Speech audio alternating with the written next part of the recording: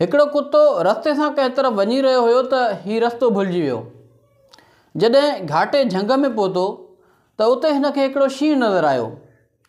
कुते दिलि ई दिलि में सोचियो त अॼु ख़ैरु न आहे, अॼु मरी वियुसि, अॼु शींहं जो शिकार थी वेंदुसि। पर कुते छा कयो जो चालाकी कंदे हिकिड़ी अटकल सोचियईं। हिन हीउ शींहं खे पुठी ॾेई बीही रहियो ऐं उते कुझु सुकल हॾियूं पयूं हुयूं। उहो हॾियूं खणी ऐं उन्हनि खे चूसण लॻो।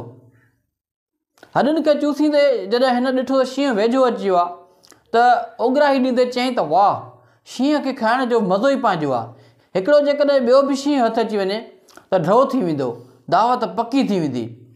शींहं जॾहिं इहा ॻाल्हि ॿुधी त शींहं परेशान थी वियो ऐं चयईं त कुतो त शींहं जो शिकार कंदो थो अचे, अॼु मुंहिंजो ख़ैरु न आहे। इहा ॻाल्हि ॿुधी शींहं वठी वापसि भॻो। मथे वण ते हिकिड़ो भोलो वेठो हुयो जंहिं इहो सॼो लका ॾिठो पिए।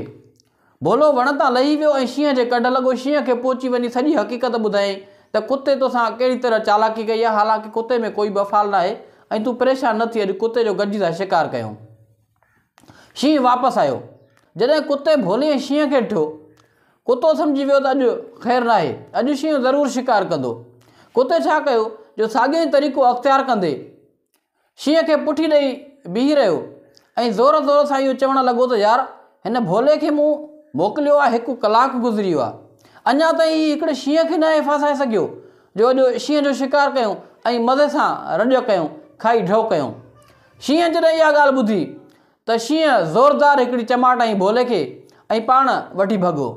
दोस्तो, हिन कहाणीअ मां सबक़ु इहो थो मिले त पंहिंजी महिनत पाण करणु घुरिजे, भोले वांगुरु चमचागिरी न करणु घुरिजे।